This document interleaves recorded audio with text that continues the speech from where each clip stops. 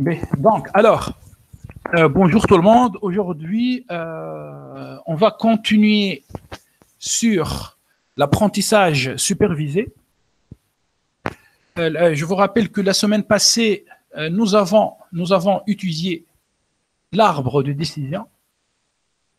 C'est un algorithme intuitif, facile à interpréter, facile à implémenter, qui utilise la notion de la récursivité et qui permet de dresser des règles de décision afin de classifier entre deux classes, dans le cas d'une classification binaire, ou bien plusieurs classes dans le cas d'une classification. Par exemple, si on veut classifier entre des chiffres 0, 1, 2, 3 jusqu'à 9, eh ben, on va finir par 10 catégories.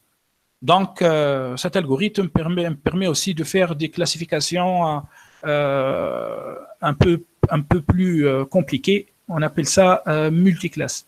Donc, ça, c'était la semaine passée, arbre de décision. Aujourd'hui, on va continuer sur la classification, mais on va étudier des algorithmes plus compliqués. Eh bien, on va commencer avec ce qu'on appelle les méthodes ensemblistes. Les méthodes ensemblistes. En anglais, ensemble learning. Ensemble learning. Donc, dans les méthodes ensemblistes, on trouve deux techniques. La technique dite du bagging. Bagging. En anglais, bootstrap aggregating. Bagging, c'est-à-dire bootstrap aggregating. Le mot bootstrap, en fait, réfère à une technique très connue en statistique d'échantillonnage des données. C'est-à-dire, en échantillonnage des données, nous avons l'échantillonnage aléatoire, le random sampling, ce qu'on avait l'habitude de le faire avec train test split, la fameuse fonction train test split de Escalier. Cet échantillonnage, ça s'appelle random sampling, échantillonnage aléatoire. Il existe aussi ce qu'on appelle la validation croisée, cross-validation, et aujourd'hui, en fait, on va utiliser ce qu'on appelle le bootstrap. Je vais vous expliquer c'est quoi le bootstrap. Donc, quand on utilise le bootstrap, la technique, ça s'appelle bagging. L'algorithme le plus connu qui utilise le bagging, ça s'appelle forêt aléatoire, random forest. Et il existe en fait une deuxième technique de l'ensemble learning, et ben ça s'appelle boosting. Eh ben, l'algorithme le plus connu, ou bien parmi les algorithmes les plus connus, c'est AdaBoost. Ada, c'est pour adaptative boosting. Donc, juste un petit rappel, nous avons vu que afin de réaliser un apprentissage supervisé, c'est-à-dire une classification, on peut utiliser plusieurs algorithmes. Donc, on peut, je commence en fait par vous donner ces algorithmes. Donc, on trouve l'algorithme KNN, K nearest neighbors, ou bien K plus proche voisin. C'est un algorithme informatique, c'est-à-dire 3 boucles forts ou bien 2 boucles forts si c'est un peu optimisé, avec des distances. Et ben, toi, tu commences en fait à calculer la distance entre tes points, vraiment une distance, distance 2, la norme 2, ou bien distance, on appelle ça distance euclidienne, ou bien la distance de Manhattan, c'est-à-dire avec la norme 1. Ou bien avec une distance qui utilise la norme infinie. Enfin, les distances de Minkowski. On trouve en fait minimum 12 distances. Il existe aussi l'algorithme arbre de décision, ce qu'on a vu la semaine passée. Puis, forêt aléatoire, AdaBoost, XGBoost, CatBoost, l'IGBM, ce sont des algorithmes qui utilisent en fait les arbres de décision. C'est-à-dire, la forêt aléatoire, c'est un algorithme qui contient 200, 1000, voire des milliers d'arbres de décision. AdaBoost, XGBoost, CatBoost, l'IGBM aussi. Donc, à la fin de la journée, un autre jour, tu vas utiliser ces algorithmes, car ce sont des algorithmes très, très poussés et qui donnent des meilleurs résultats. Et puis, on peut faire une classification avec les réseaux de neurones, c'est-à-dire avec le deep learning, avec un réseau de neurones artificiel, ANN, Artificial Neural Network.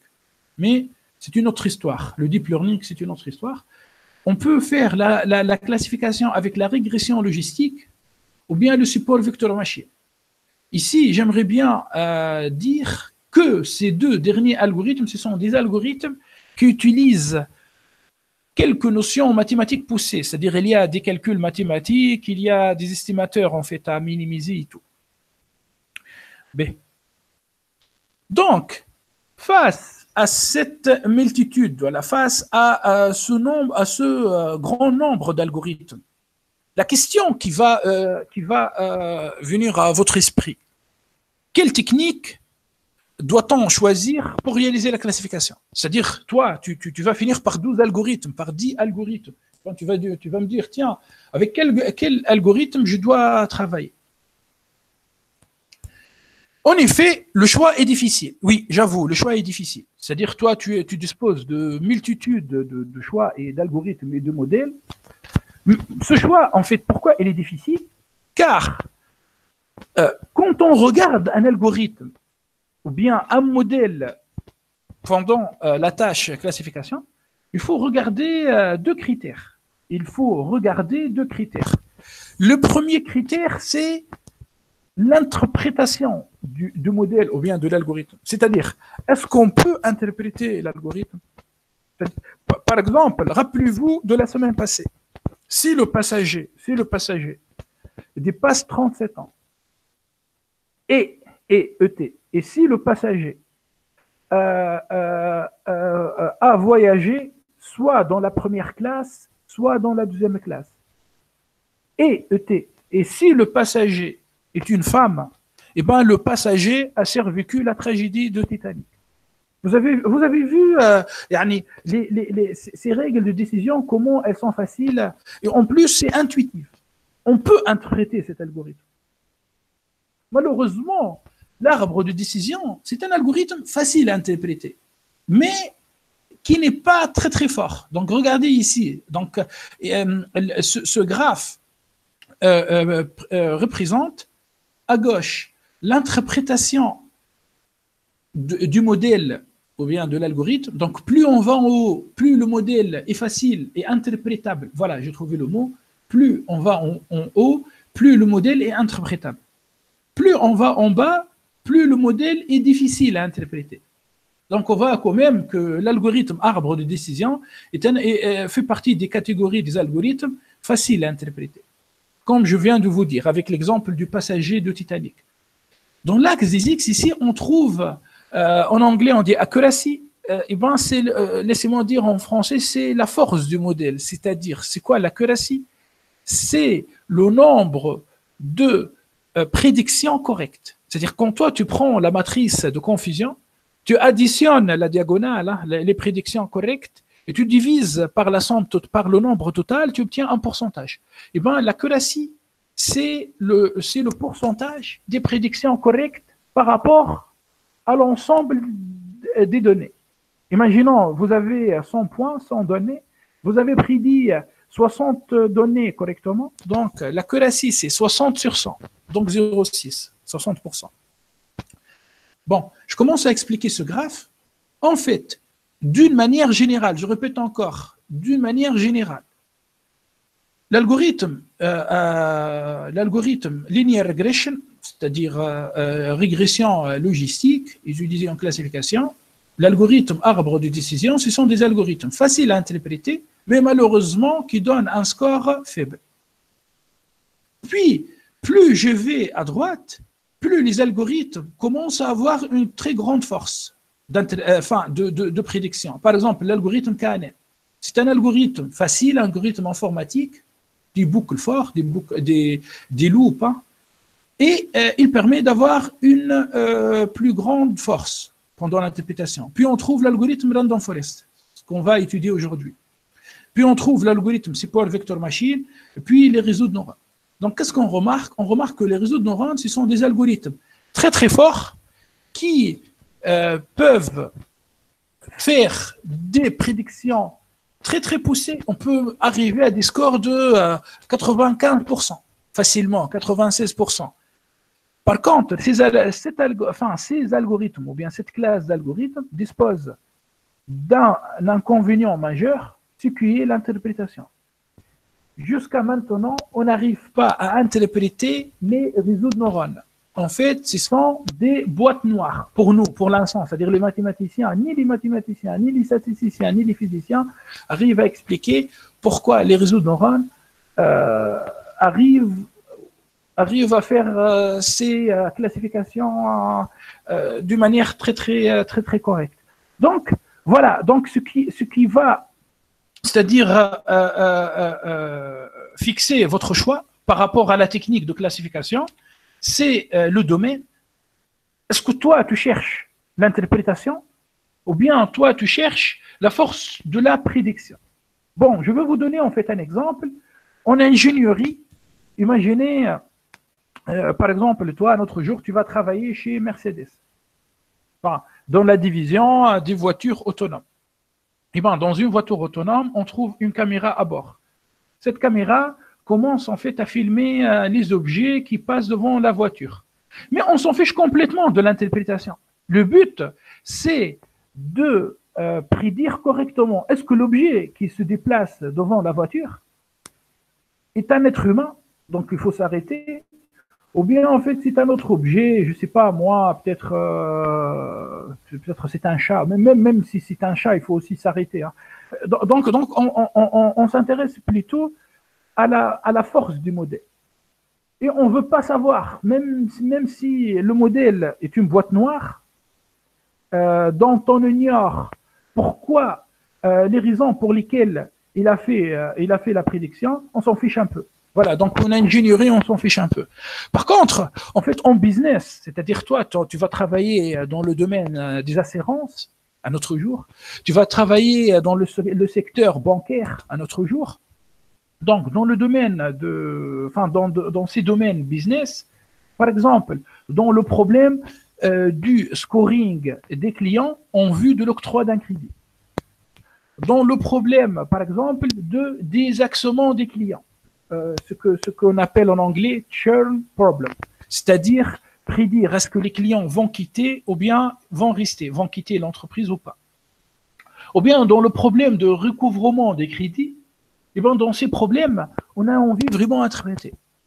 On va dire, tiens, c'est-à-dire le gars qui va travailler avec toi, enfin le businessman, c'est-à-dire le business analyst. Toi, tu es ingénieur, donc toi, tu seras data scientist, quoi, de l'équipe. Tu vas analyser les données, tu vas implémenter ces modèles. Après, si toi, tu es fort, c'est-à-dire si toi, tu as un métier, tu vas interpréter quand même, mais si toi, tu n'as pas de métier, donc en fait, tu vas travailler en étroite collaboration avec un manager ou bien avec un business analyst. Et bien, ce gars-là, il va te demander est-ce que ce modèle est interprétable ou pas. Alors, on peut parler d'une dualité entre ingénierie et business. D'accord? Donc, notre but, en fait, à travers ce module, il y a un data mining, c'est-à-dire ici, d'ici la fin de l'année, il faut savoir utiliser tous ces algorithmes. Oui, j'ai dit bien tous ces algorithmes. Après, c'est à toi de décider de quel algorithme il faut travailler. Mais avant de passer, est-ce qu'il y a-t-il des questions?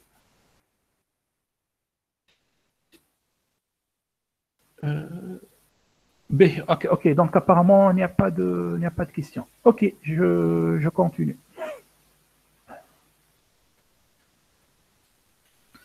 Ok, je continue.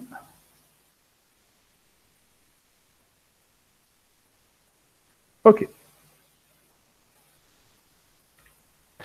Maintenant, qu'est-ce que ça veut dire ensemble learning? Je vous donne l'intuition. Là, toi, tu vas me dire, il existe minimum 12, enfin une dizaine d'algorithmes de classification. Pourquoi utiliser un seul algorithme? Eh bien, ton intuition est correcte. En effet, je vous pose cette question. Pourquoi entraîner un seul classifieur, c'est-à-dire pourquoi utiliser un seul modèle quand on peut entraîner plusieurs? C'est-à-dire, toi, face à un ensemble de données, tu peux appliquer arbre de décision, tu peux appliquer KNN, tu peux appliquer logistic regression, tu peux appliquer support vector machine, tu peux appliquer random forest. Et puis, à chaque fois, tu vas obtenir des résultats. Alors, pourquoi entraîner un seul classifieur, c'est-à-dire modèle, quand on peut entraîner plusieurs sur le même ensemble de données? Oui, c'est faisable avec Escalir, en fait, avec maintenant la technologie, avec Python, avec R. Il suffit d'utiliser des algorithmes prêts et on peut appliquer ces algorithmes sur le même ensemble de données. Mais la question à poser, est-ce qu'on peut fédérer, c'est-à-dire est-ce qu'on peut fusionner les prédictions de tous ces algorithmes? Bien sûr que oui. Avec le paradigme ensemble learning ou bien méthode ensembliste, on peut fusionner plusieurs algorithmes. Donc, les méthodes ensemblistes ou bien l'ensemble learning est un méta-algorithme permettant de combiner plusieurs classifieurs, plusieurs modèles. C'est-à-dire, on peut combiner plusieurs classifieurs en accordant à chacun la même importance. C'est-à-dire, toi, tu as pris un ensemble de données, tu as appliqué arbre de décision, tu as appliqué random forest, tu as appliqué KNN sur le même ensemble de données. Tu prends en fait un client. L'algorithme KNN, il a classifié le client comme un bon client. L'algorithme arbre de décision, il a classifié le client comme un bon client. L'algorithme régression logistique, il a classifié le client comme un mauvais client. Dans ce cas-là, le client, c'est un bon client ou bien c'est un mauvais client, d'après vous? Trois algorithmes, tu as utilisé 3 algorithmes. 2 algorithmes ont classifié le client comme un bon client. Et un algorithme a classifié le client comme un mauvais client. Donc, ici, tu vas appliquer, en fait, tu peux appliquer un vote de la majorité. 2 contre 1, donc tu vas dire, tiens, ce client, c'est un bon client. Ce que j'explique ici, on peut combiner plusieurs classifieurs en accordant à chacun la même importance. On peut aussi combiner plusieurs classifieurs en accordant à une partie un point plus important que d'autres. C'est-à-dire, tu vas dire, les algorithmes qui se trouvent à droite ici possèdent une plus grande force, disposent d'une plus grande force. Donc, on va dire qu'on va accorder un poids plus grand à ces algorithmes par rapport aux autres algorithmes. On peut aussi combiner des algorithmes de la même nature. C'est-à-dire, au lieu d'appliquer Support Vector Machine, KNN, Logistic Regression, eh ben, tu appliques 100 arbres de décision. Tu prends 100 arbres de décision, bien sûr différents, à chaque fois, chaque arbre va avoir une partie des données, tu vas les appliquer, et on appelle ça un random forest, une forêt. Question, qu'est-ce qu'une forêt? Une forêt est constituée par plusieurs arbres. Donc, tu appliques 1000 arbres, chaque arbre va te donner en fait une classification, c'est-à-dire, allez, on va appliquer 1000 arbres, 800 arbres vont classifier le client comme un bon client. 200 arbres vont classifier le client comme un mauvais client. Allez, on va faire en fait un vote. 800 contre 200, c'est un bon client.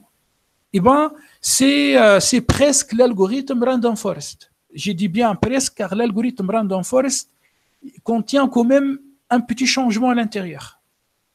Donc, on peut combiner des classifieurs de même nature, on peut aussi combiner des classifieurs ayant des natures différentes. Bon, bref, afin de vous résumer ce slide, eh ben, on peut résumer ce slide avec une phrase. Ensemble, on est plus fort. C'est-à-dire, au lieu de travailler avec un seul algorithme, il faut travailler avec tous les algorithmes. Voilà comment on travaille en machine learning moderne. Et voilà, disons, la différence fondamentale entre les techniques de data mining classiques où on est focalisé sur un seul algorithme, un seul modèle, et les algorithmes et le machine learning moderne où on mélange plusieurs algorithmes en même temps.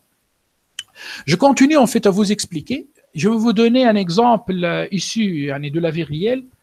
Est-ce que tout le monde connaît l'émission Qui veut gagner des millions?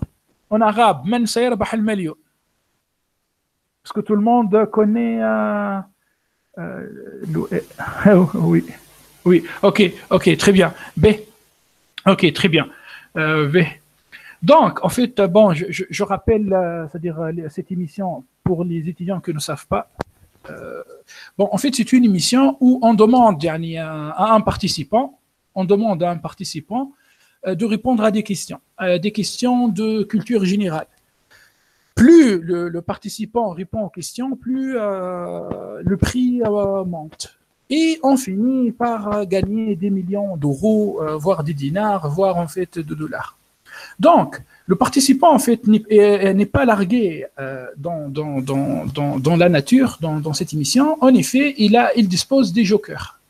Donc, il peut appeler un ami, en arabe, l'isti'ana bi sadiq. Il peut aussi, en fait, demander au public, l'isti'ana bi jumhur. En fait, il existe un choix difficile.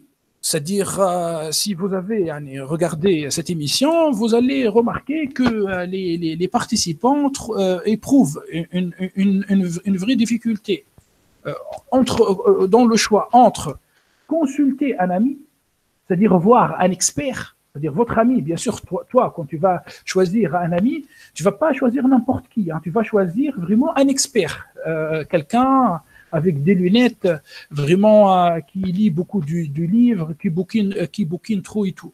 Et demander au public. Mais d'une manière générale, on remarque que le système de vote marche mieux, malgré que les individus qui forment le public sont moins experts par rapport à l'ami savant. C'est-à-dire, apparemment vous avez fait le lien. Qu'appelle-t-on expert ici? L'expert, c'est l'algorithme qui dispose d'une très grande force.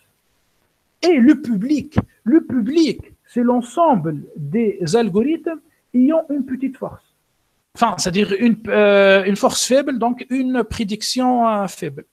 Alors, si on suit le paradigme de cette émission, au lieu donc d'utiliser uniquement un algorithme très très expert, comme c'est pour vector machine, c'est un algorithme mathématique qui transforme le problème de la classification en un problème d'optimisation, ou bien les réseaux de neurones, c'est un algorithme très très puissant, au lieu d'utiliser un seul algorithme, deep learning, ou bien c'est pour vector machine, eh ben on va utiliser son arbre, weak learners. Donc, l'arbre numéro 1 possède, par exemple, un score de 60%. L'arbre numéro 2, 70%. L'arbre numéro 3, 65%. Quand on va appliquer son arbre, eh ben, on va voir que le score va s'améliorer. Oui, c'est bizarre. Voilà. Mais en fait, les spécialistes en machine learning ont montré que c'est faisable. Maintenant, je veux vous poser une question. Est-ce que vous avez, à grosso modo, est-ce que vous avez compris qu'est-ce que ça veut dire ensemble learning? Ça va, il n'y a pas de questions. En fait, je reviens vers vous. N'hésitez pas à me poser des questions. C'est très important. Maintenant, en machine learning moderne, tous les spécialistes utilisent ces techniques. N'imaginez pas qu'un spécialiste en machine learning va utiliser un seul algorithme. Non. Un algorithme, un expert en machine learning, il va plutôt utiliser ces techniques ensemblistes. Ok, donc il n'y a pas de question, je continue. B. Alors, maintenant, puisque vous avez compris qu'est-ce que ça veut dire méthode ensembliste, maintenant je vais aller vous donner les différentes techniques de ce méthode. Encore, on est sous la question, pourquoi entraîner un seul classifieur quand on peut entraîner plusieurs? Donc, on peut en fait appliquer un apprentissage collectif. On peut appliquer ce qu'on appelle le bagging. Et on peut appliquer le boosting. Mais laissez-moi commencer par l'apprentissage collectif. Qu'est-ce que ça veut dire apprentissage collectif? B. Toi, tu disposes d'un ensemble de données. Enfin, un fichier qui contient 5000 clients, un fichier qui contient 1 million de clients. Tu prends en fait ce fichier et tu appliques K-algorithme, K-classifieur. Et puis, qu'est-ce que tu fais? Si toi, tu fais une régression, eh ben, tu prends la valeur moyenne de la régression, enfin du résultat, de la prédiction. Si toi, tu fais une classification, eh ben, tu appliques un système de vote. Voilà, on appelle ça apprentissage collectif. B. Encore une autre fois, l'apprentissage collectif, on travaille sur le même ensemble des données. On travaille sur le même ensemble des données. B. Maintenant, je passe au bagging. Le bagging, c'est un paradigme d'apprentissage ensembliste. En fait, qu'est-ce que ça veut dire bagging? Le mot bagging vient de deux mots, bootstrap, aggregating.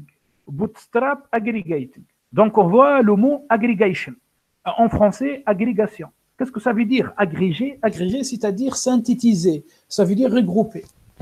Donc, je prends le B de Bootstrap, je prends A2G de aggregating, je prends le ING et j'obtiens le mot bagging. Bagging. D'accord? Donc, c'est quoi le bagging? Le bagging, consiste à entraîner plusieurs modèles, chacun avec une seule partie des données. Ah. Donc, on n'est pas comme dans l'apprentissage collectif. Le bagging, attention, le bagging, chaque algorithme, chaque modèle va avoir une seule partie des données.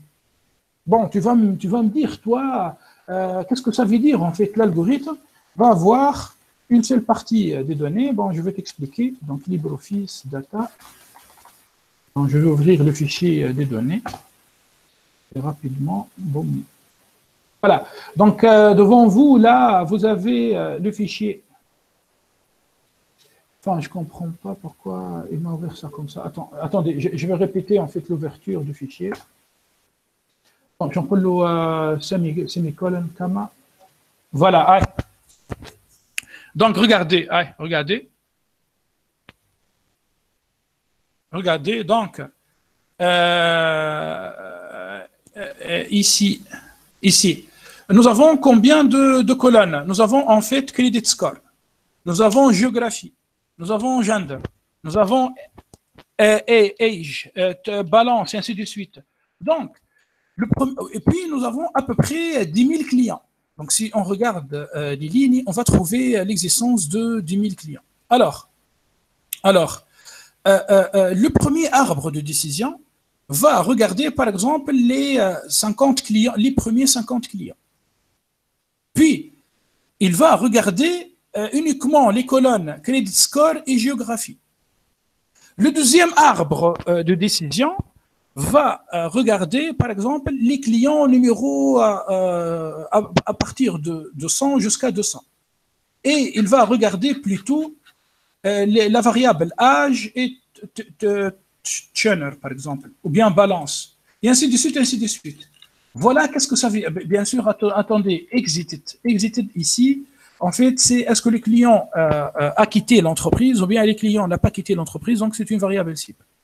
Voilà, qu'est-ce que ça veut dire bagging. Donc, on va entraîner plusieurs classifieurs, 100 arbres de décision, 200 arbres de décision sur une seule partie des données.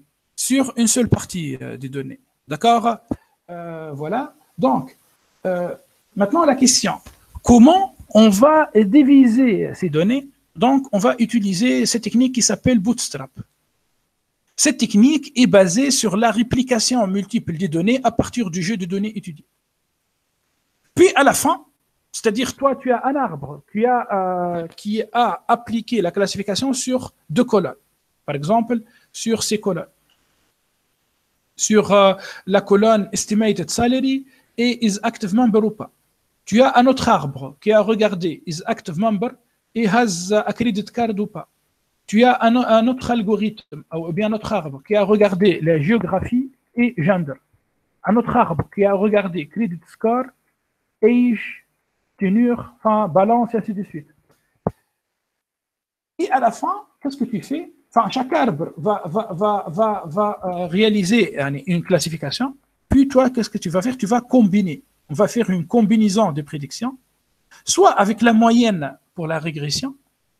Pour la régression, chaque algorithme va te donner en fait un résultat, et toi tu vas calculer la moyenne, ou bien tu vas réaliser un vote majoritaire.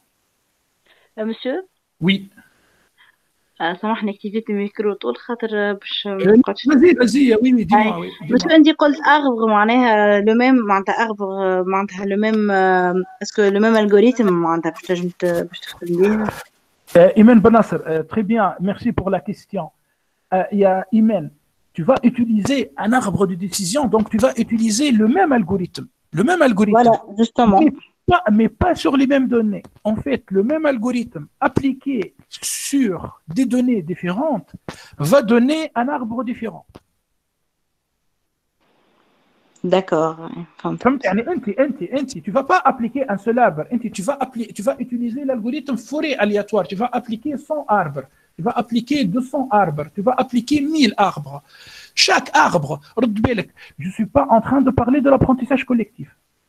Car ici, داكوغ مش نفس بنفس الالجوريثم، مش واحد اخر، هيك شو حبيت نعرف هكا. le bagging, en fait, tu vas appliquer en bagging, tu vas appliquer. اما كل واحد يخدم على بارتيسيون معناها نفس Voilà, chaque algorithme va travailler sur une partition de Yatik Saha, tu as trouvé le bon mot. Yani sur une partie des données, sur une partition des données. Tu vas me dire comment on réalise ce partitionnement des données. Eh bien, avec la méthode Bootstrap, technique ismha Bootstrap. Bien sûr, ne vous inquiétez pas, les gars et les filles aussi. En fait, dans Scikit-learn, c'est-à-dire dans le module Python, on trouve, dans l'algorithme Random Forest de Scikit-learn, on trouve cette méthode déjà implémentée. Ça va? Est-ce que c'est clair?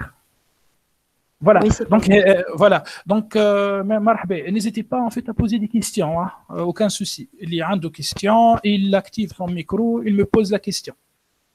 On est en train d'enregistrer. Cette partie, c'est une partie hyper importante. Ce qui vous reste à notre jour, c'est les méthodes ensemblistes.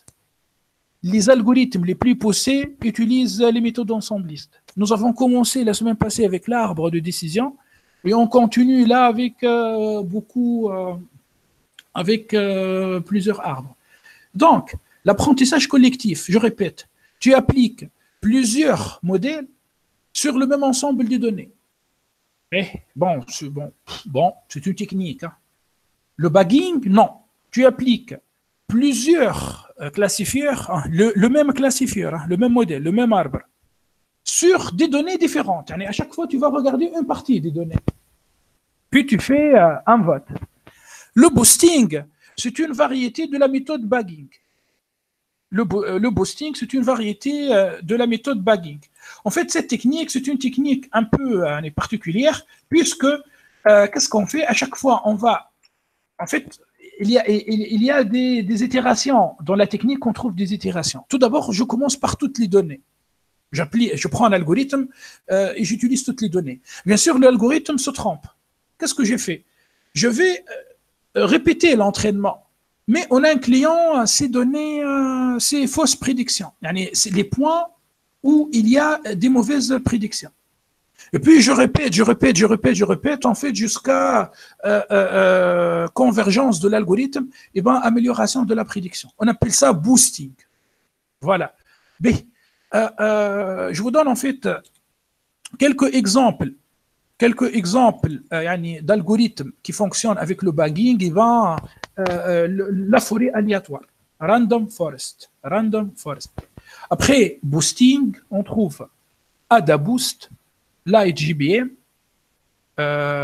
CatBoost et XGBoost. Bien sûr, tous ces algorithmes sont déjà implémentés. C'est-à-dire, toi, tu choisis ton langage, ton langage de programmation. R, je vous conseille d'utiliser Python. Hein. Python est en train de manger le monde maintenant. Tu peux faire ça avec C#, il y a des bibliothèques. Donc, tu choisis la technologie. Et puis, tu vas trouver la bibliothèque déjà implémentée. Et tu vas appeler la bibliothèque.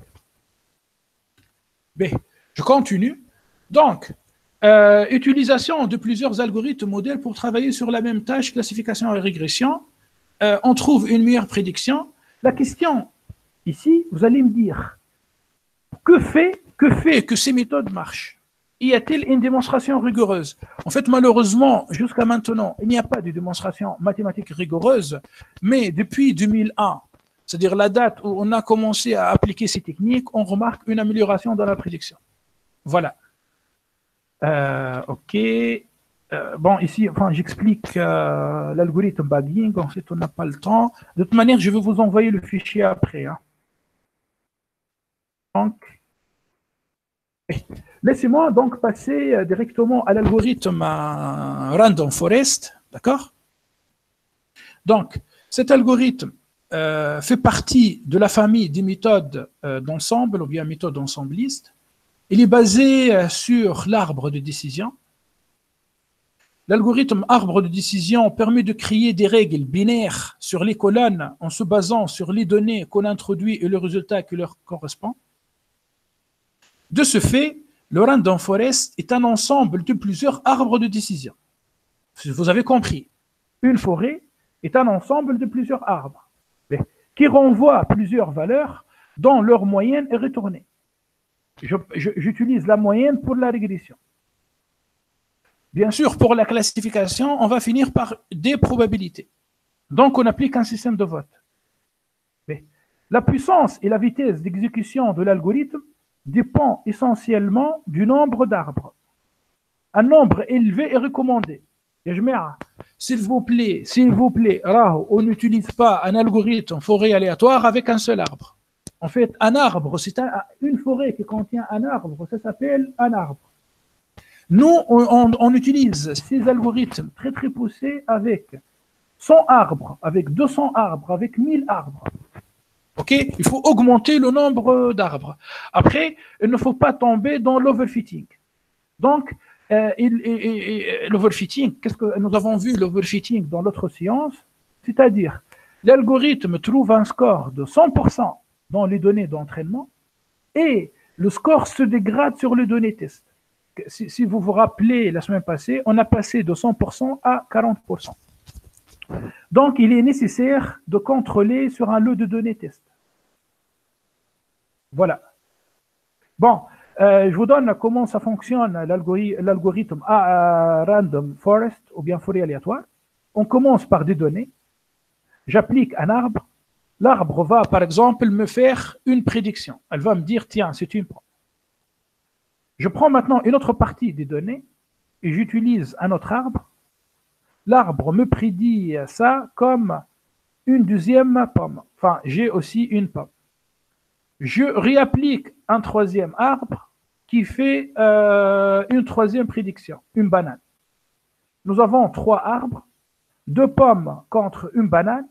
On applique un vote, un système de vote majoritaire, comme dans la démocratie.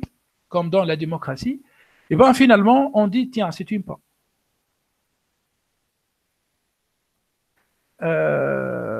Ok, cet algorithme a été développé en 2001 et il dispose en fait de plusieurs inconvénients. Donc, son inconvénient majeur, l'apprentissage prend beaucoup de temps. D'accord? L'apprentissage d'un algorithme à random forest prend beaucoup de temps car on va utiliser une centaine d'arbres sur des données volumineuses. Et ben, ça prend beaucoup de temps.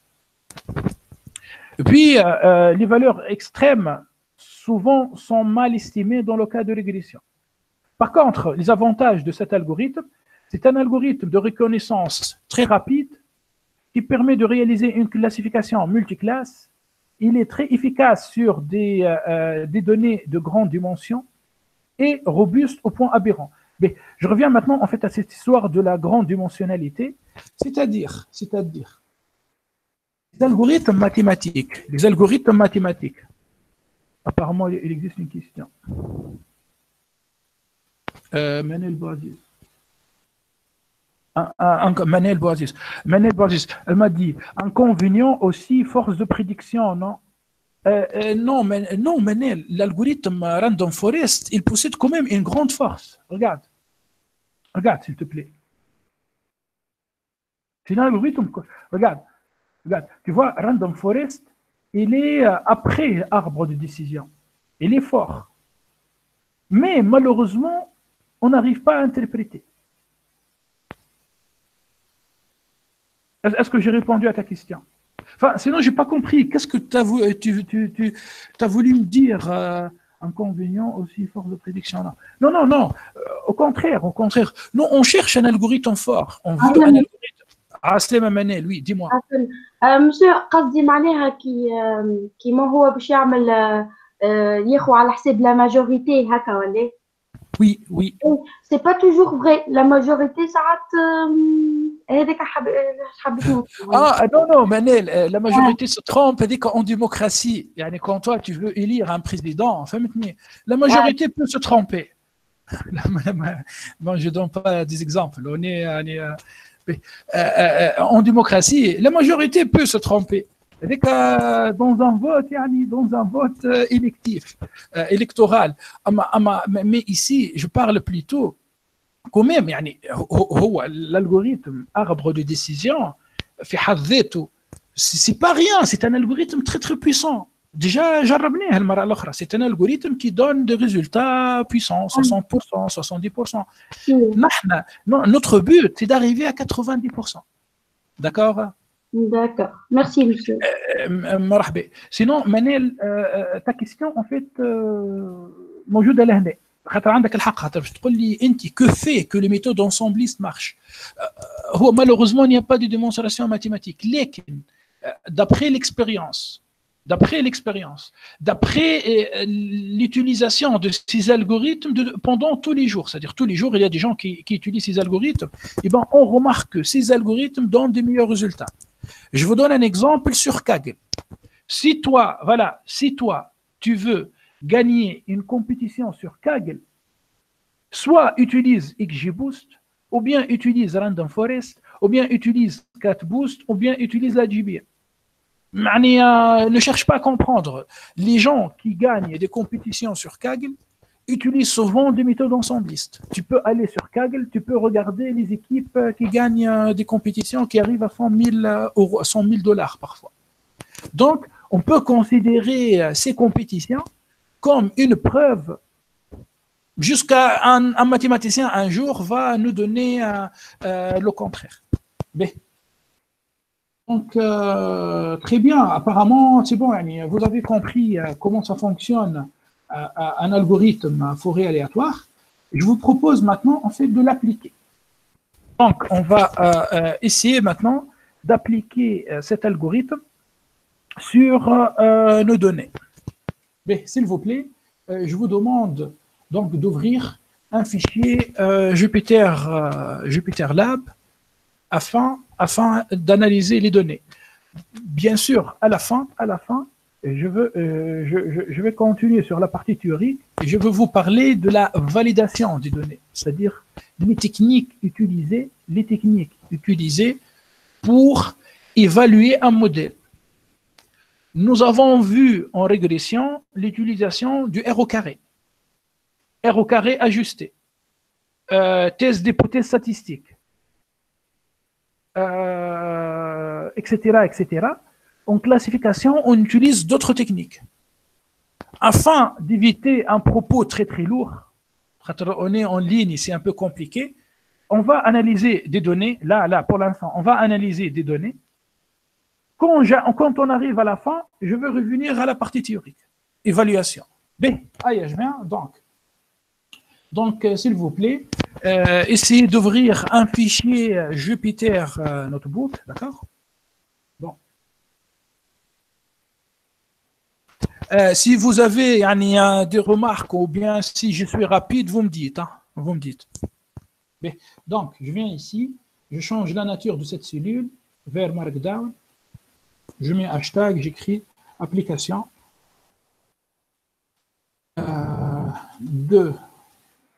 des méthodes ensemblistes sur le problème de désaxement des clients. Voilà, je vous explique. Qu'est-ce que ça veut dire désaxement des clients? En anglais, on dit churn problem. Laissez-moi écrire churn problem modeling. Churn problem modeling with classification. En effet, imagine toi, tu travailles dans par exemple, tu travailles dans un opérateur téléphonique. Donnez-moi quelques exemples d'opérateurs téléphoniques. Nous avons Tunisie Télécom, nous avons Orange, nous avons Tunisiana par exemple. tu travailles en France, SFR, Free, Orange. B. Imagine, toi, tu travailles en fait dans une banque. C'est-à-dire tu es en train d'analyser les données d'une banque. Donc, dans ces opérateurs téléphoniques ou bien dans ces banques, on s'intéresse à savoir est-ce que les clients vont quitter notre service ou pas. En effet, le profit d'une entreprise est corrélé au nombre des clients. Le profit d'une entreprise est corrélé au nombre des clients. Plus le nombre de clients augmente, plus le profit augmente aussi. Donc, ces deux quantités sont corrélées. Maintenant, j'ai une question banale. Comment on peut augmenter le nombre des clients? Allez, rapidement, un peu de culture générale. En fait, il existe deux techniques. Afin d'augmenter le nombre des clients, il existe deux techniques. La première technique consiste à recruter des nouveaux clients. La première technique consiste à recruter des nouveaux clients. Mais la deuxième technique consiste en fait à fidéliser les clients déjà existants, c'est-à-dire à ne pas perdre des clients. Les spécialistes en management stratégique, c'est-à-dire le département qui s'intéresse à ça, ça s'appelle management stratégique. Les spécialistes du management stratégique ont montré que recruter des nouveaux clients est toujours plus compliqué que garder ses propres clients. Recruter des nouveaux clients toujours est plus compliqué. C'est-à-dire, on doit dépenser beaucoup d'argent. À cet égard, il est plus pratique de garder nos clients, nos propres clients. Question, comment on fait pour garder nos propres clients?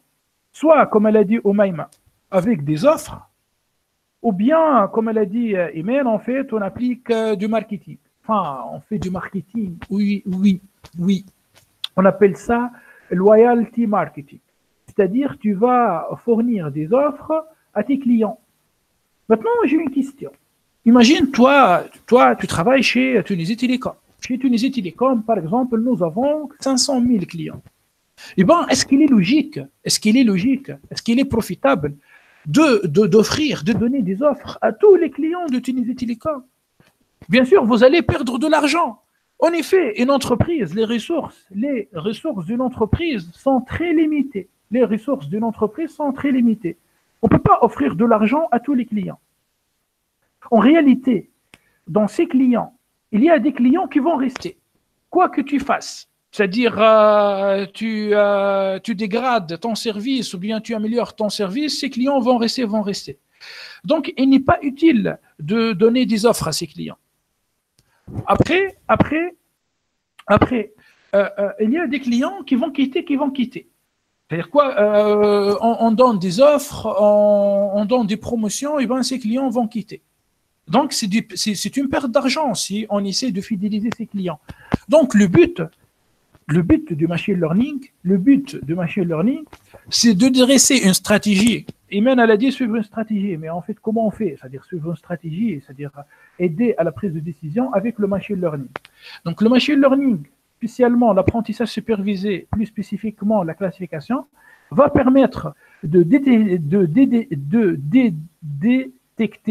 détecter les clients qui sont critiques, c'est-à-dire quand on leur donne des offres, ils vont rester. Voilà toute l'histoire de notre analyse. On appelle ça churn problem. Bon, j'espère que j'étais clair sur la partie business. Donc, allez, matplotlib inline. Vous pouvez copier-coller. Hein.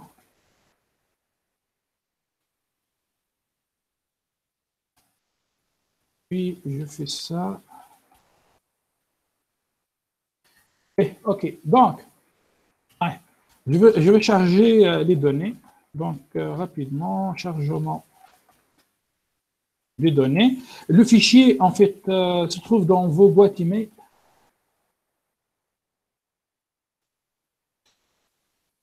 Le fichier, ça s'appelle Data File Channel Problem Modeling. D'accord? Je charge le fichier. OK? Donc, je regarde quelques infos, quelques données utiles sur le fichier. Donc, le fichier contient 10 000 clients, et contient aussi 14 colonnes. Le fichier contient 10 000 clients. Bon, nous avons quand même assez de données. Je vais dézoomer un peu. Qui fait à peu près 1,1 méga. On commence quand même à avoir des dégâts par rapport à la mémoire vive. Et nous avons 14 colonnes. Parmi ces 14 colonnes, nous avons 1, 2, 3. Voilà. Nous avons 3 colonnes qualitatives. Nous avons 3 colonnes interprétées comme des chaînes de caractères. B, je continue. Bon. Je vais en fait récupérer les noms des colonnes. Donc, row number, customer ID, surname, credit score, et ainsi de suite. Bon.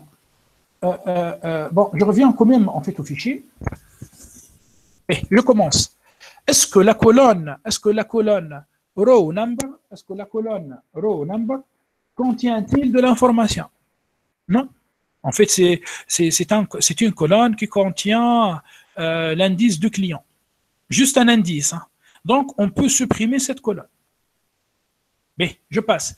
Est-ce que la colonne Customer ID contient de l'information? Non. La colonne Customer ID est une clé primaire. En fait, je crois que c'est l'ingénieur. Oui, non, Asmatik Saha, oui, non.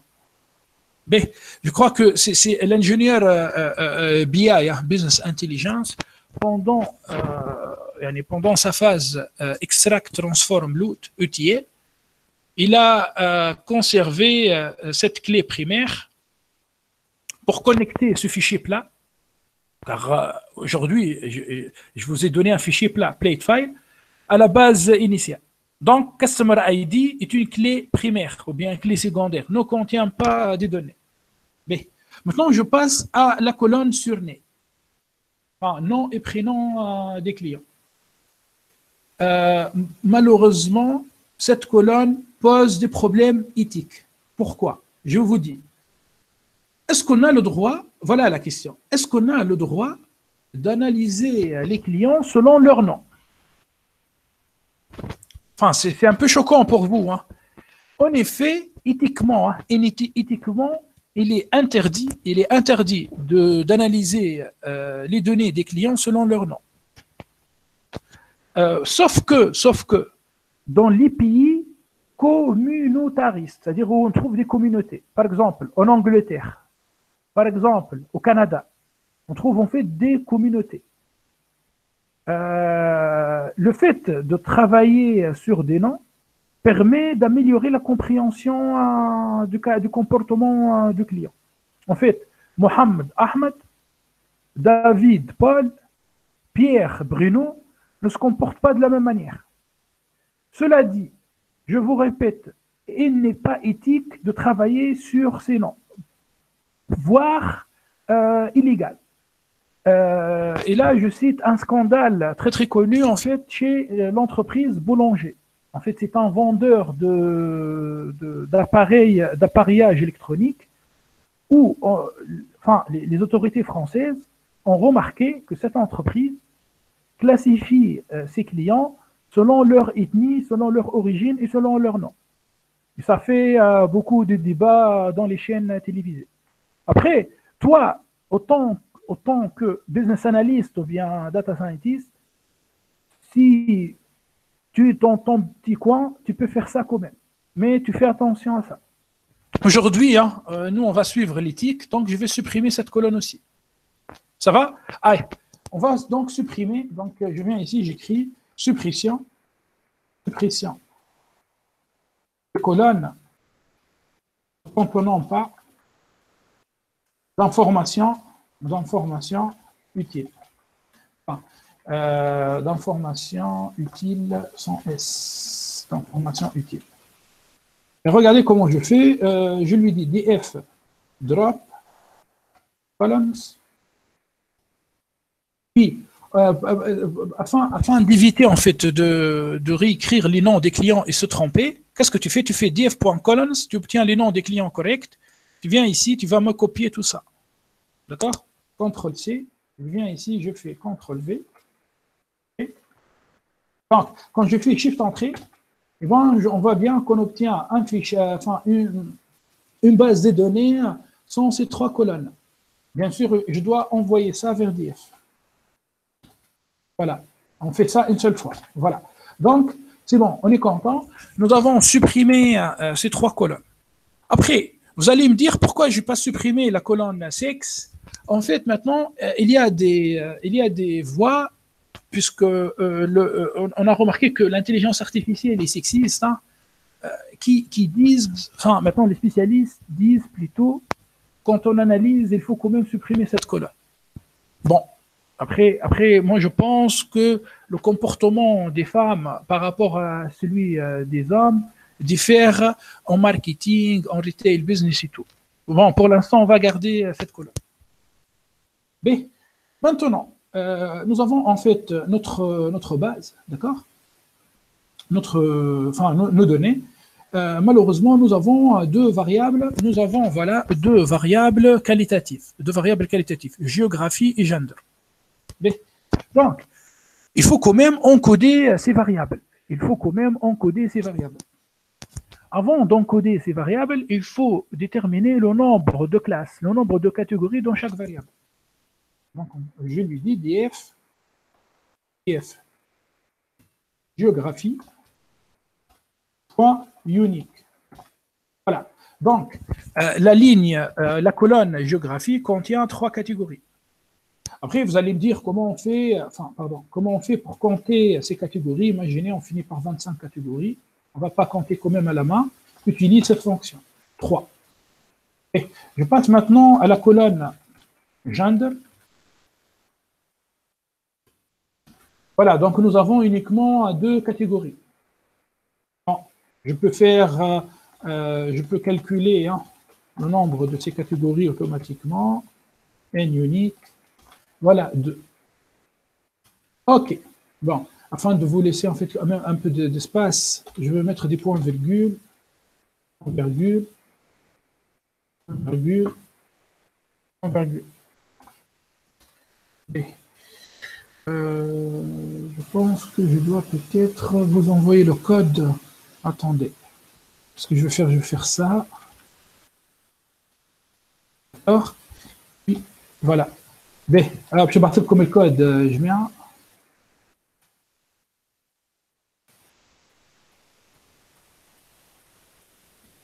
Bon. C'est bon.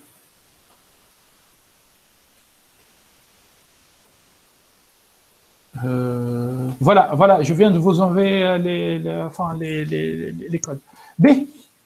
Alors, je continue quand même.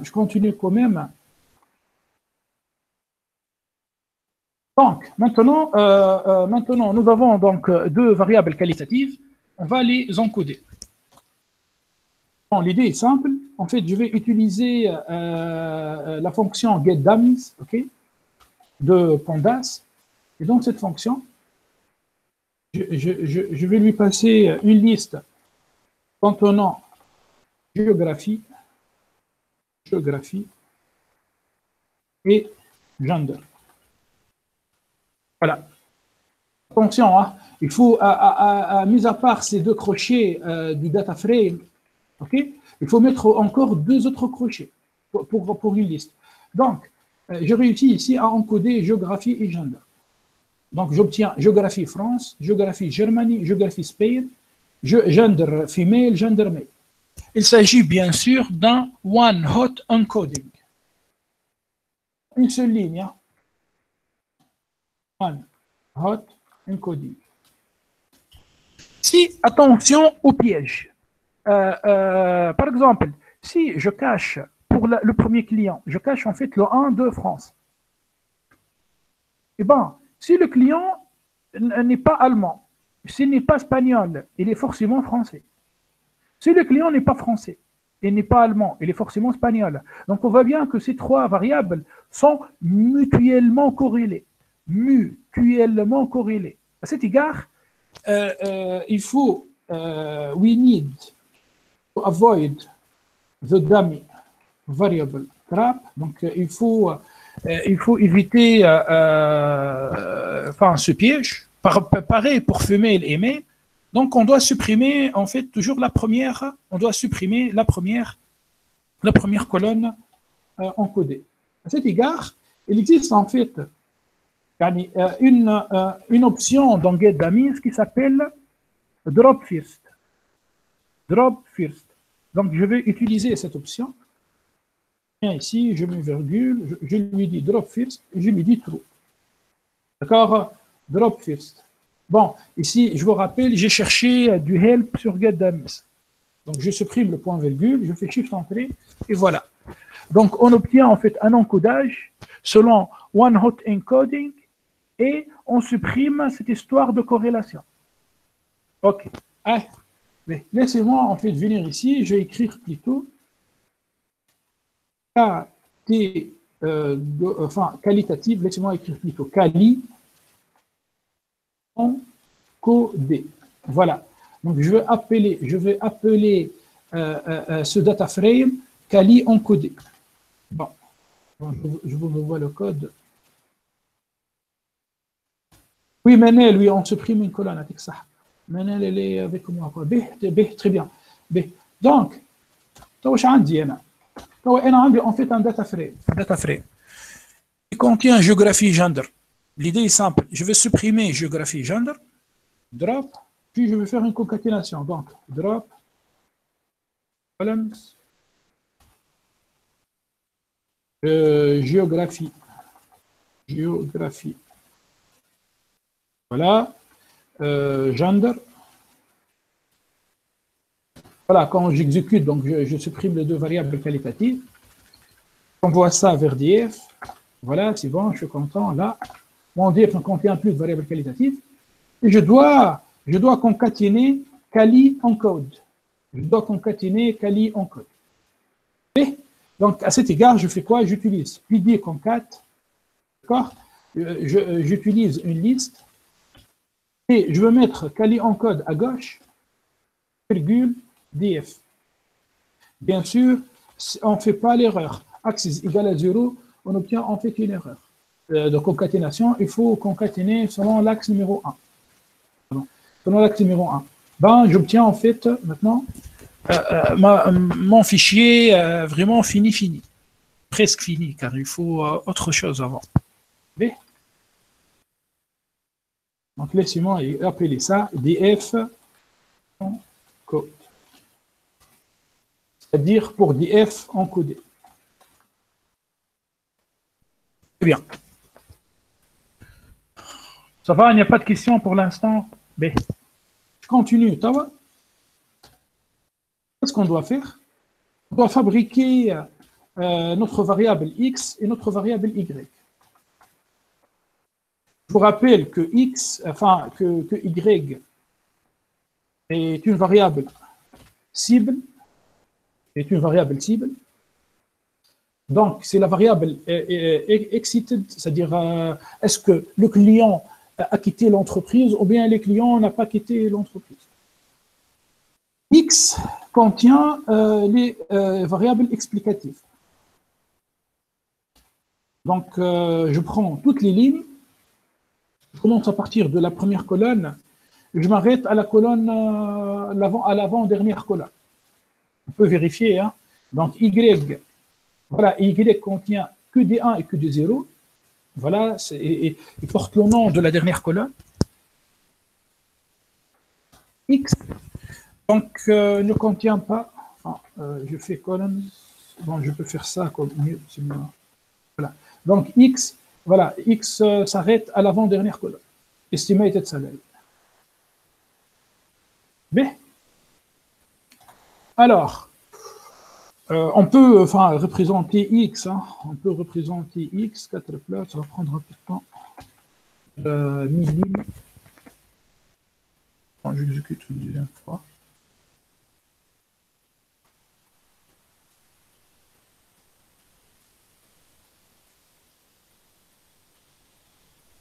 Allez.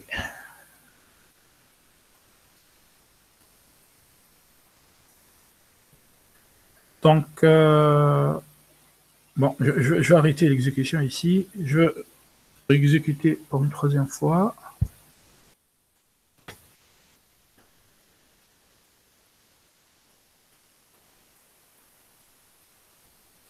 En fait, qu'est-ce qu'on remarque? On remarque que quand le nombre des clients augmente, voilà. Donc, on obtient ça. Après, on peut agrandir. Hein. Bien sûr, toi, à notre jour, tu dois commencer, bien sûr, par ces analyses descriptives afin d'améliorer ta compréhension des données. Bon, je suis pour l'instant, car on n'a pas le temps, je ne suis pas en train de faire ça, mais ça ne t'empêche pas de regarder les histogrammes et les différents nuages des points. Mais bon, je vais plutôt désactiver cette cellule. B. Donc là, maintenant, j'ai X et Y. Alors, je vous pose une question. Est-ce que c'est bon? Est-ce qu'on applique maintenant, c'est-à-dire notre algorithme, c'est-à-dire random forest ou bien des arbres de décision, ou il faut appliquer une autre étape? Ici, il faut appliquer cette étape laquelle?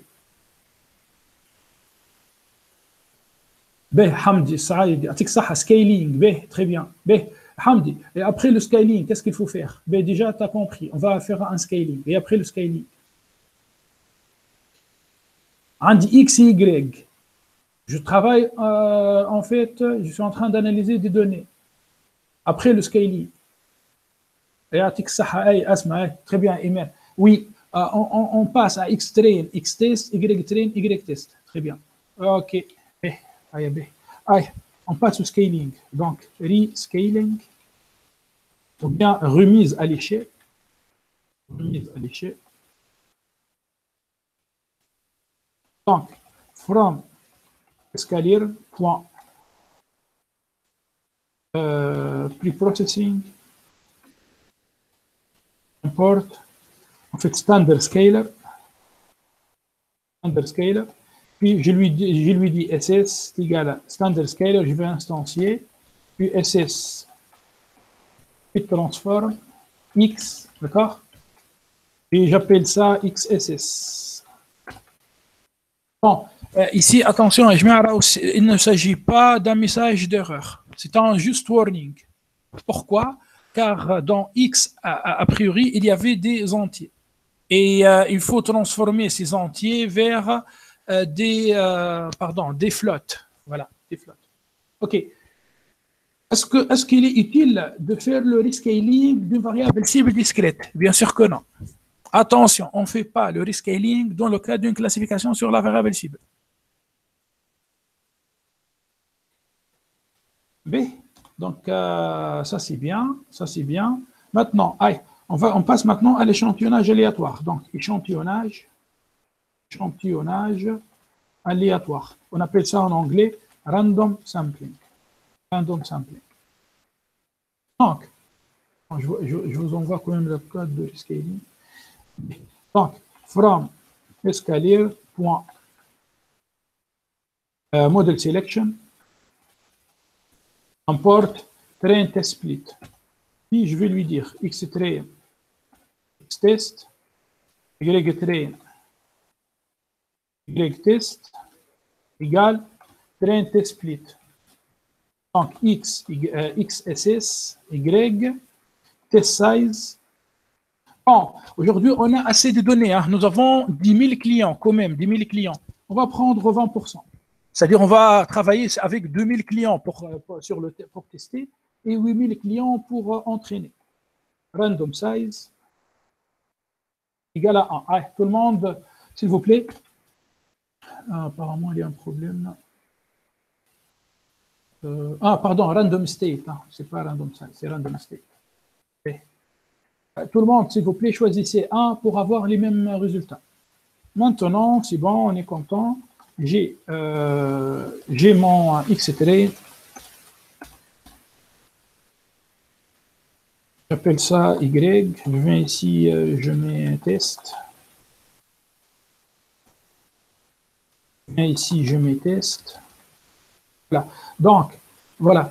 Xtrain contient 8000 clients et XS contient 2000 clients. Juste pour vous montrer l'utilité de l'échantillonnage aléatoire,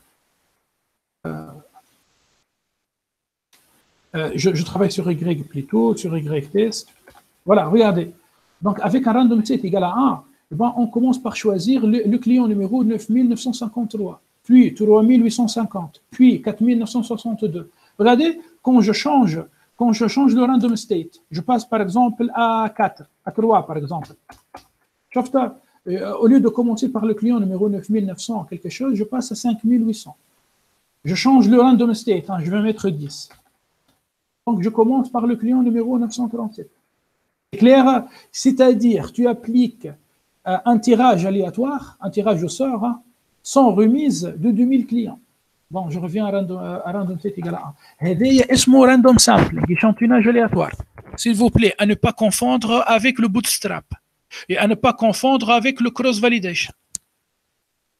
Bon, quand même, c'est important. Attention. Attention, il existe deux autres techniques. Bootstrap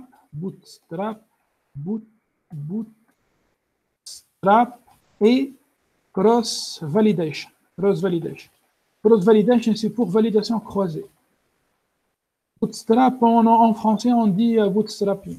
C'est plus pire, il n'y a pas de mot, il n'y a pas d'équivalent en français. Mais c'est random sampling. Ok, très bien. Donc, j'ai Xtrain, Xtest, Ytrain et Ytest. Allons-y, maintenant, on passe à la modélisation. Donc, je viens ici, j'écris modélisation avec l'algorithme voilà, Random Forest. RF, Random Forest. Donc, from escalier, ensemble, on va charger Random Forest. Figurez-vous, en fait, donc, quand on a random forest, enfin, autocompletion avec tab, il me donne classifier et régresseur. Oui, avec random forest, on peut réaliser une régression. Sauf qu'il n'y a pas de modèle, c'est-à-dire, toi, tu vas juste ajuster tes points. Aujourd'hui, on va utiliser random forest juste pour faire une classification. Je vous rappelle, nous avons l'autre jour utiliser tree génétique classified et on peut aussi utiliser l'algorithme logistic regression, régression logistique. Je n'ai pas encore fait ça, mais ne vous inquiétez pas, je vais vous expliquer tout ça soit sur YouTube ou dans une autre séance. Eh bien, vous allez me demander pourquoi, en fait, je fais appel à tous ces algorithmes, en fait, afin de comparer leurs résultats après. Mais, bon, je continue quand même, puisque j'ai commencé, donc, je lui dis, from scikit-learn, un point, neighbors, import, k-neighbors classified. K-neighbors classified. C'est-à-dire, l'algorithme KNN peut être utilisé pour faire une régression, pour faire une classification.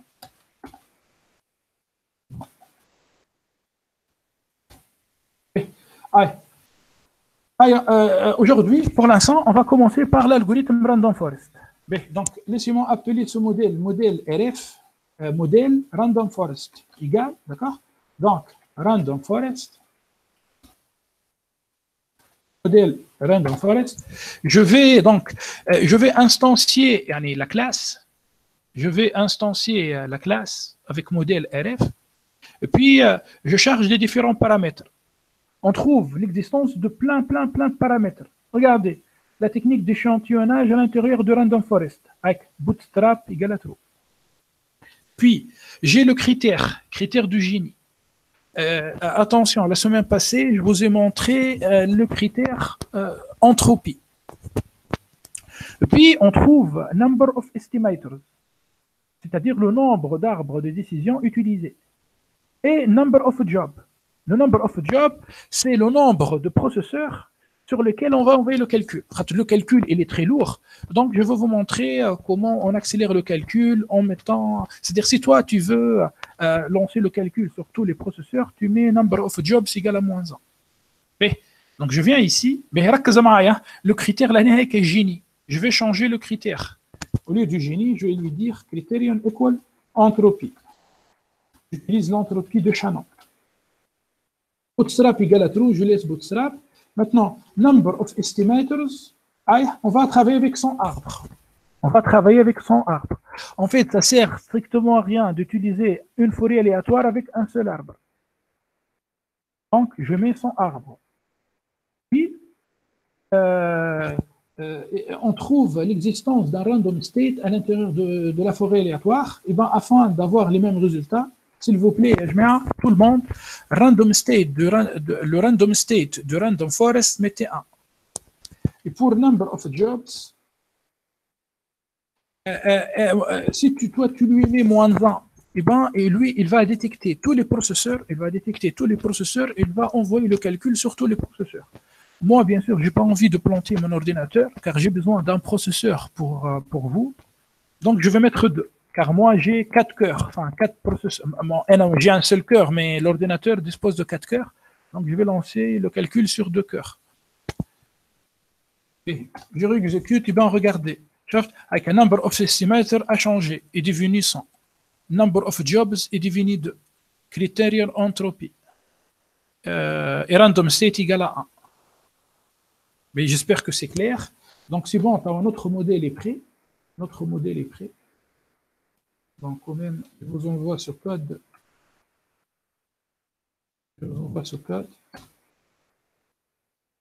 Allez, je continue. Maintenant, on a 3 étapes et je mets à 3 étapes. L'étape training, entraînement. L'étape testing, test. On appelle ça aussi prediction. Et l'étape, en fait, évaluation. S'il vous plaît, restez concentrés. On va entamer une partie du cours très, très importante, hyper importante. Allez, je commence en fait par l'entraînement. Modèle RF, point fit. X trait, Y trait. Je ne veux pas exécuter pour l'instant. En effet, j'ai un arbre, j'ai une forêt aléatoire qui contient son arbre. Je prends l'arbre numéro 1. Je prends en fait une partie des données. Quand je dis une partie des données, c'est-à-dire une partie des colonnes. Je ne prends pas toutes les colonnes, mais je prends en fait une partie des colonnes. Je prends une partie des clients. Et j'applique l'arbre de décision.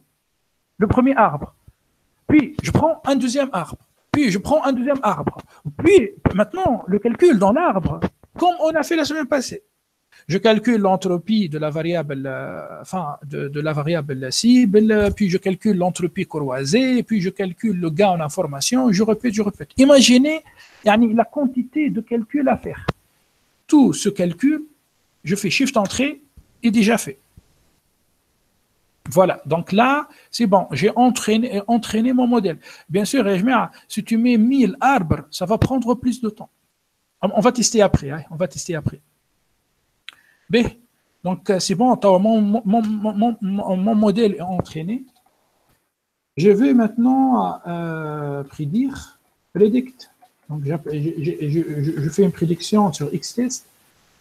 J'ai Xtrain, Xtest, Ytrain, Ytest. Xtrain et Ytrain ont été utilisés pour l'entraînement et Xtest est utilisé pour prédire. Donc j'obtiens un vecteur qui contient des 0 et des 1. J'envoie ça vers YPred. J'envoie ça vers YPred. Puis, ce YPred, je le compare à qui? Au YTest. La majorité, la majorité des prédictions sont correctes. True, je compte peut-être quelques false. On peut calculer le nombre de true. N'oubliez pas que true, c'est un 1. Voilà. Donc, j'ai sur 2000 clients, j'ai 1723 trous. Donc, 277 fautes. B. Donc, j'entraîne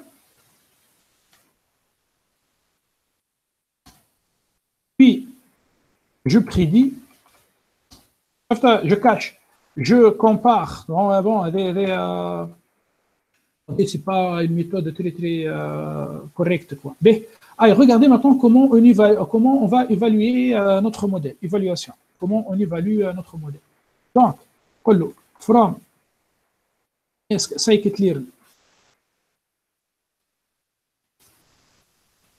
From escalier. Point matrix va charger la matrice de confusion, donc confusion matrix. Et on va charger aussi classification report. On va charger un rapport de classification.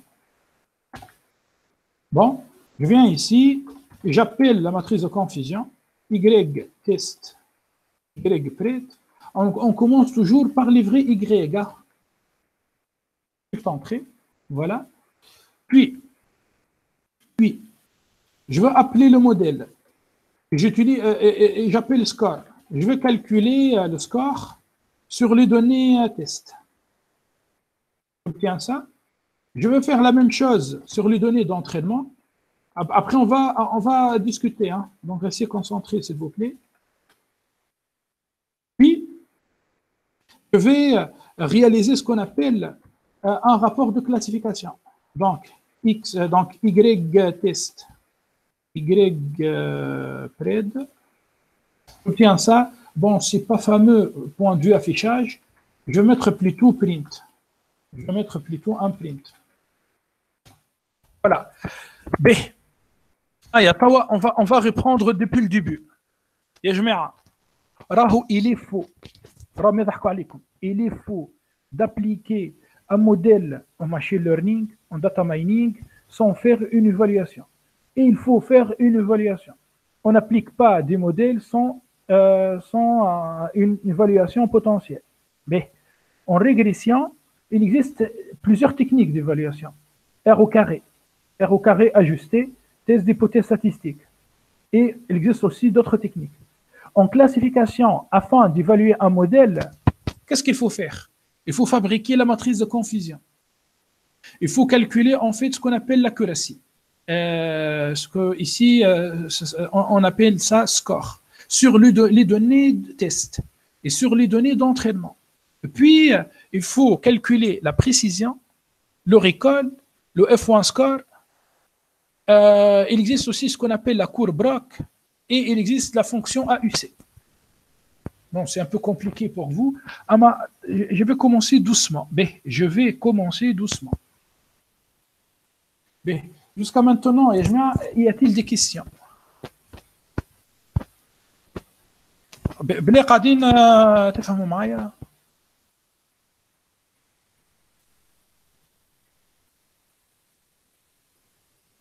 عبير تي لا عبير بن اسماعيل. Oui, puis, puis. Ok, bon. Tout le monde est là, quoi. Ok, je vais pas l'appeler. Chat, ça me connecte les messages. Abir, je passe. Je vais vous expliquer en fait cette matrice de confusion. ركزوا معايا يا جماعة. La matrice de confusion, ici nous avons deux classes. Donc on finit par une matrice de 2. Mais dans le cas où tu as 3 classes, tu finis par une matrice 3-3. Si tu as en fait 10 catégories, tu vas finir par une matrice 10-10. Donc travaillons maintenant sur 2 classes. Donc, toi, tu as à gauche ici la réalité. C'est-à-dire, le client est un bon client. En réalité, le client est un bon client. Ou bien, c'est un mauvais client. Donc, s'il est un bon client, je mets un plus. Si le client est un mauvais client, je mets un moins. D'accord? Donc, c'est la réalité. Donc, ce qui se trouve à gauche, là, c'est la réalité. Maintenant, en haut, à droite, on trouve les prédictions. Je commence doucement. Le client est un bon client. Avec un plus. L'algorithme prédit que le client est un bon client. Eh bien, c'est une prédiction correcte. C'est une prédiction correcte. On appelle ça true positive. En anglais, true positive. TP, true positive. C'est une prédiction correcte. Mais sinon, le client est un bon client. L'algorithme prédit à tort que le client est un mauvais client. Donc, on parle en fait des faux positifs. FP, false positive. False positive. Bon, malheureusement, en fait, c'est une prédiction erronée. Mais maintenant, le client est un mauvais client. Moi. L'algorithme prédit que le client est un bon client. Donc, c'est un faux négatif. Faux négatif. Attention, on perd l'argent au niveau du faux négatif. Alors, les faux négatifs sont très dangereux. Regardez maintenant avec le virus Corona. En fait, une personne se présente à un hôpital, il fait un test, on lui teste à tort qu'il est sain, on lui renvoie chez lui. Et bien, il va décider chez lui. واحد لاباس عليه واحد مريض بالكورونا يمشي للسبيطار يعدي له دونك موفي il est malade la réalité il est malade avec moi نعملوا له تيست ونقولوا له c'est bon le test montre qu'il est positif enfin qu'il n'a pas la maladie ونقول له برا روح للدار يروح يموت في الدار شفت دونك لي فو نيجاتيف هما سي سون لي يعني انت الكاز هذه سي لا كاز qui te fait perdre de l'argent. On a bien sûr les trous négatifs.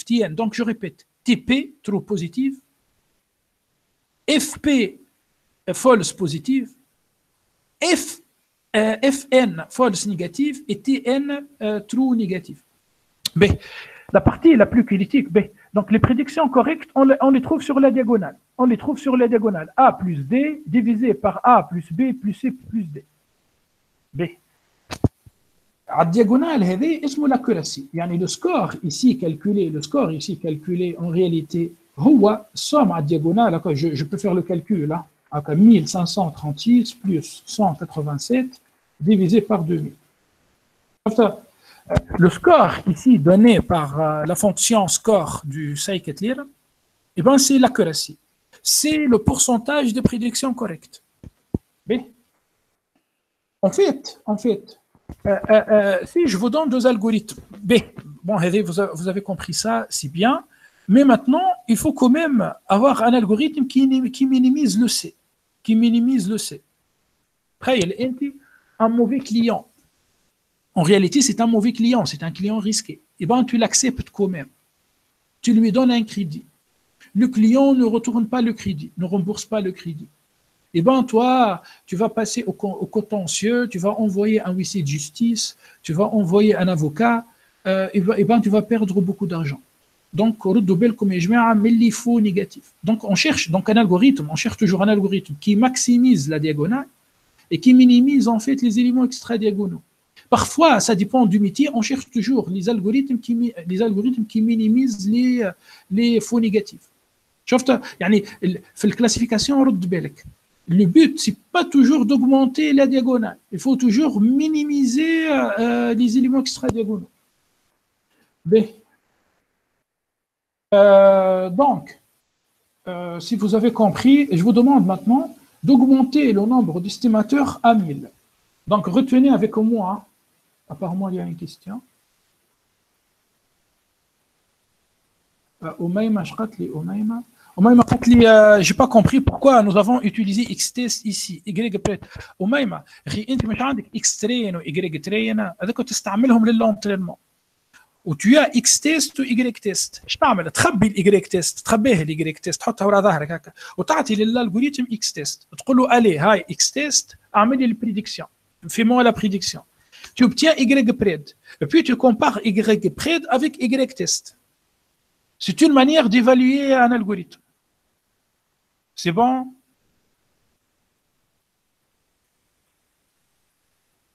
Ok, d'accord. B.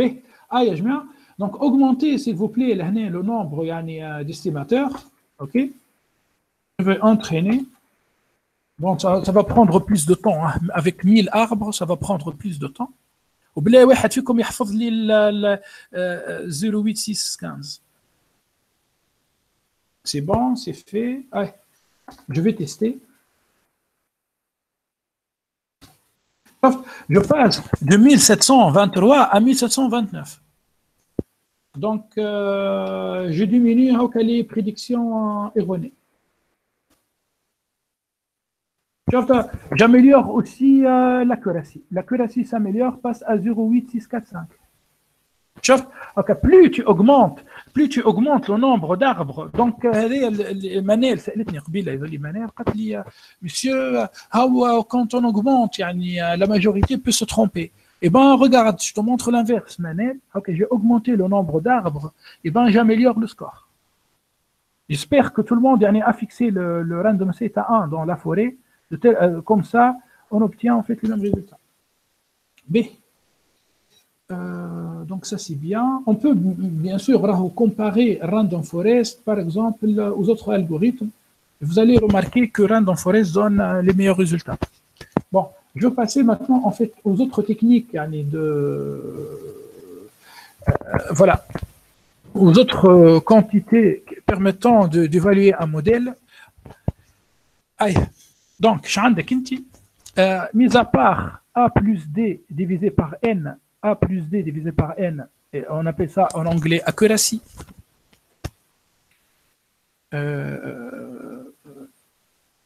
Enfin, le score du modèle. En fait, on peut définir le taux d'erreur. Le taux d'erreur, c'est quoi le taux d'erreur? Quand A plus D sur N, le score, eh ben, c'est C plus B sur N. Voilà, C plus B. Tu les éléments extra-diagonaux, tu divises par N. Tu obtiens ce qu'on appelle le taux d'erreur. B. Puis, nous avons une autre grandeur qui s'appelle recall. Recall. En anglais, rappel en français, ou bien sensibilité. C'est le taux des vrais positifs. Donc, c'est A divisé par A plus B. A, les TP, divisé par tout simplement les P. B. Et puis nous avons precision, ou bien la précision, c'est A divisé par A plus C.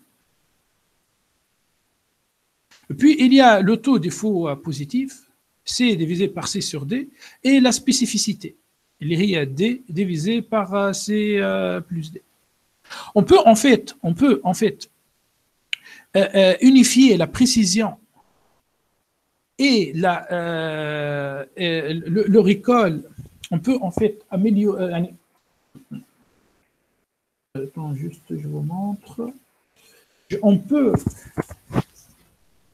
fusionner entre la précision et le recall avec le F1 score. Le F1 score, en fait, c'est une moyenne harmonique. يعني انت كان تحب grandeur يعني une quantité اللي تلم لك la précision et le recall تستعمل ال F1 score. Voilà. Bon, c'est assez technique. Je sais pas moi, est-ce que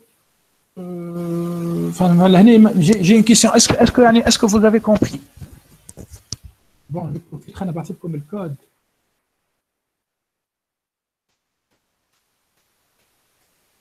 نبسط لكم الكود esprit remanie infini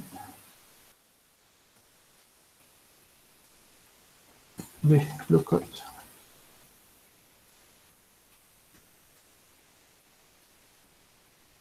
oui سارة اش قلت لي سارة سافا بالله اخذت مرة اخرى قلت لي نضرب بشوية سافا قاعدة تفهم اي مسيو سافا اون فيت من الاول بديت طبعا فيك بالكود تزرب شويه دونك قعدت نسمع فيك نشوف فيك كيفاش تعمل يعني اسكو يعني نقصد اسكو يعني اسكو سافا فاهمين كاسكو ça veut dire réaliser une classification avec une méthode ensembliste. Ça va monsieur. Allez, on va passer après, vous avez des PC peut-être plus puissants que le mien. Vous pouvez ici mettre le nombre d'estimateurs à 2000, 3000. Après, il ne faut pas quand même planter vos PC. Vous pouvez répéter le calcul. Et puis, on peut comparer avec l'algorithme arbre de décision.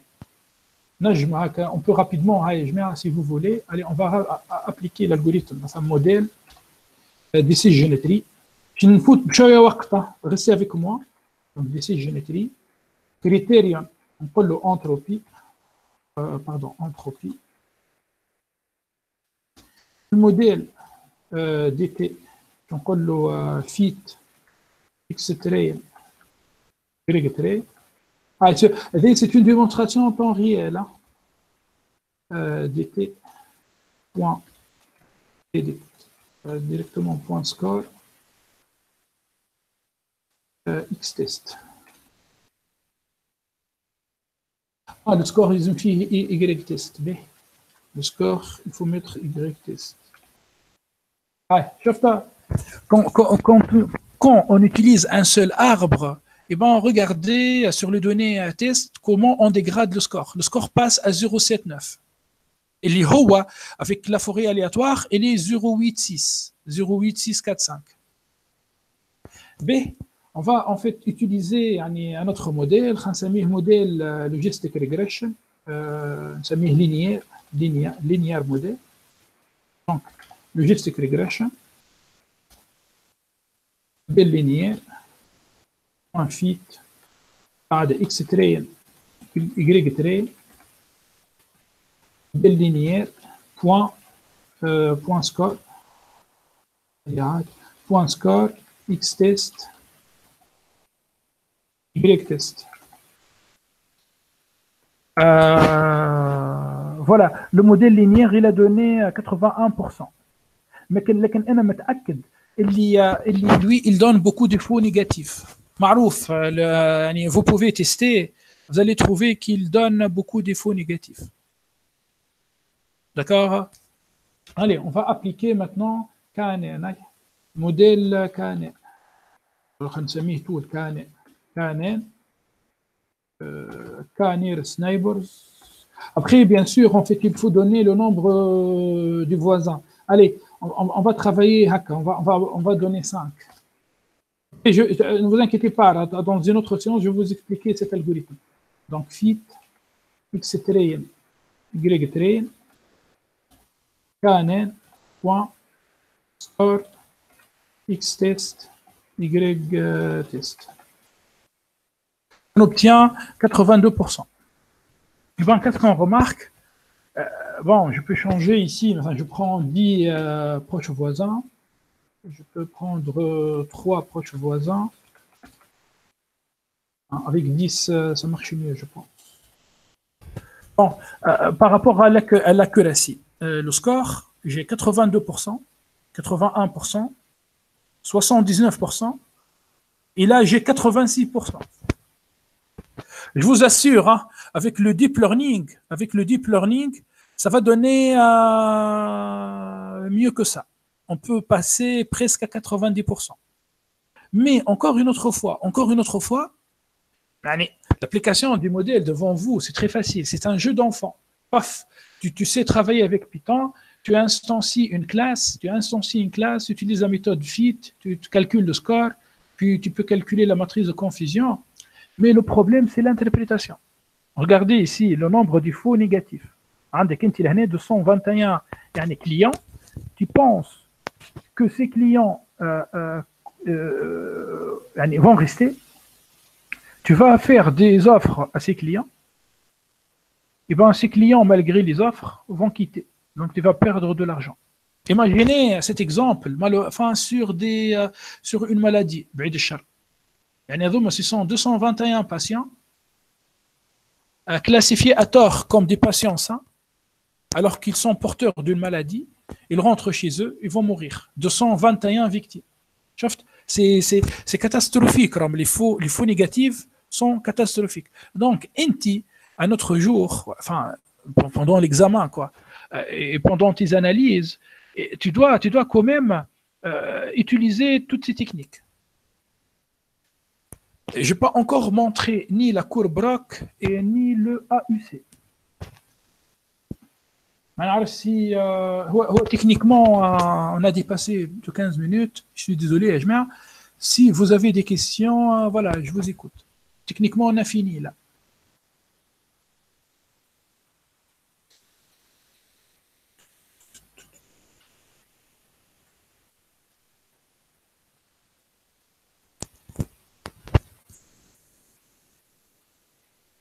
به إيمان قالت لي سافا سي كلير به به يا جماعة راهو بارابور محمد وجيه السباعي قال لي بون ابيتي به محمد والله يعني ماشي نمشيو ناكلوا مع الكل به بعد الكورونا نستضحكم على كسكروت في حفوت جو ريغول به يا جماعة concentrez-vous on fait توا une annonce bien sûr par rapport au contrôle continu par rapport au contrôle continu je dois quand même vous donner un travail à faire. Donc, là, dans une heure, je vais vous envoyer un fichier, en fait, lié au churn problem. Vous allez en fait m'analyser ce fichier. Vous allez me rendre les résultats. Ne vous inquiétez pas. Ça ne va pas vous prendre beaucoup de temps. Je vous demande juste, s'il vous plaît, d'appliquer ces algorithmes. Appliquer les algorithmes Hadouma, ou tu m'appliques aussi les algorithmes de description des données. J'aimerais bien que vous me traciez des histogrammes et tout. D'accord? Ça ne va pas vous dépasser 1h30. La direction des études, il ne faut pas dépasser 1h30. Donc, je suis en fichier, vous allez l'analyser ou traduire les résultats. Afin de compter ça, une partie contrôle continu. Merci beaucoup. Oui, Manel a une question. Puisque le random forest est mieux que decision tree, malgré que le random forest est basé sur decision, alors c'est pas la peine. Les Manel. En fait, il faut utiliser l'arbre de décision. L'arbre de décision est un algorithme interprétable. Non, il faut utiliser tous les algorithmes. Manel, je suis mathématicien. Est-ce que toi, tu penses que moi, j'aime la forêt aléatoire ou l'arbre de décision? C'est dégueulasse. Pour un mathématicien, c'est dégueulasse. Et malgré ça, je les utilise quand même.